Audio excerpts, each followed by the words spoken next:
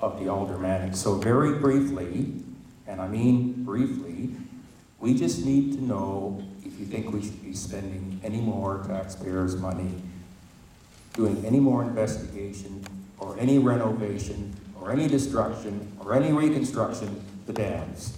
Who's first? Briefly. I'm a biggie on this one. The answer is no. No more money. We've spent more than enough now. We definitely don't want to spend more. I mean, it's crazy. Jesus, there's nothing wrong with the dams. I've been out there. They look pretty good. There was water on one side and it was dry on the other. That's got to tell you something. Thanks.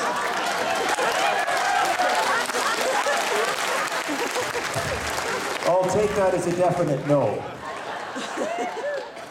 Jim. I started following the colliery dams quite some time ago, and I had an opportunity to talk to Lauren, Gail, and Jeff, and quickly realized there was some talent on that side of this issue. I very quickly realized that there was difficulty in coming up with a plan, and I do look at the way it was approached by the city as being the wrong people for the job, and it's an example of the management style that we've had to deal with and has created a number of issues. To answer the question, I've spoken at council, I've got up and I've said this before, that what I'd like to see done is nothing. I will fight for your right to do nothing.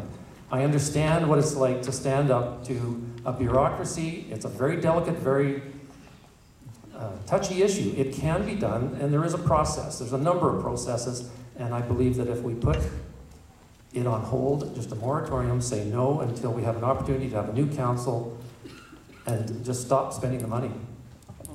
Thank you. Who's up?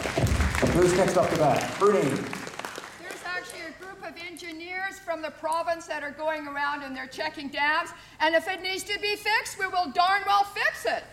Let's just take the signs off and start again. Like, we're lucky to have that dam. And what it also did, it brought us together as people. And that's the most important thing of all. Let's just try a little experience. On the count of three, everybody say their first name real loud. Come on, 1, 2, 3. Marcel. See that? Yeah. Woo! I call that the pirate spirit of the people of Nanaimo.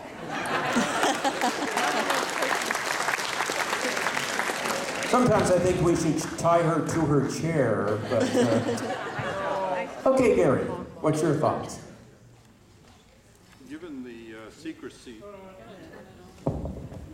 the secrecy that seems rampant with this current council, does anybody in this room believe that all of the information has been released yet? So how can anybody, until they've had an opportunity to see and analyze all of the information, make a decision either way on it? Clearly, there is something that has concerned some experts. This current council seems to be lawyer shopping for an opinion that suits their particular purpose. I'm committed to opening up all of the information, have enough time for everybody to analyze it and to come to an informed decision as opposed to waiting with darkness on secrecy. Okay, which bill is next? You know, these guys are actually twins separated at birth. Take a look at them. I'm not sure who I insulted more. You know, when you think of all the disasters, natural disasters in the world over the past few years, it makes you feel how lucky we are to live in Nanaimo. Whether it's natural disasters or wars, but just focusing on natural disasters for a minute. At the same time, we're not immune from disasters. We just haven't had one. It is possible, since we live in an earthquake zone, that we could have a serious accident. The first time I looked at this issue 2 years ago, it appeared that the BC Safety Branch was declaring the dams an extreme hazard. And it seemed to me then that the council really needed to do something, perhaps even remove them.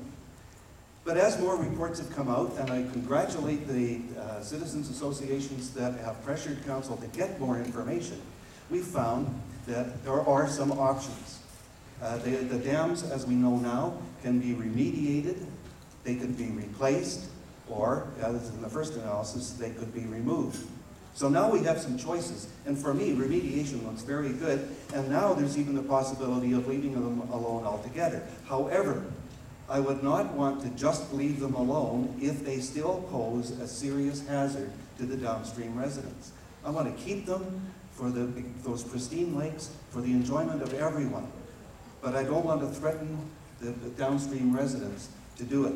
So I would have to be assured, convinced, that there is no hazard left there before I would just leave them alone. Thank you, Bill. Now for the other bill. Then we'll run out of bills. Bill McKay again. And so, everybody loves to watch a cat go around in circles chasing its tail. Do you have any idea how many times in the last 3 years this council has been sent on these wild goose chases and chasing their tail, going round and round and round while everybody laughs at us? Enough is enough. We've got enough information. If I'm elected mayor, we're going to stop this nonsense and we're going to get on to the bigger issues. We're done listening and working on stuff with the colliery dams. They're just fine. Thank you.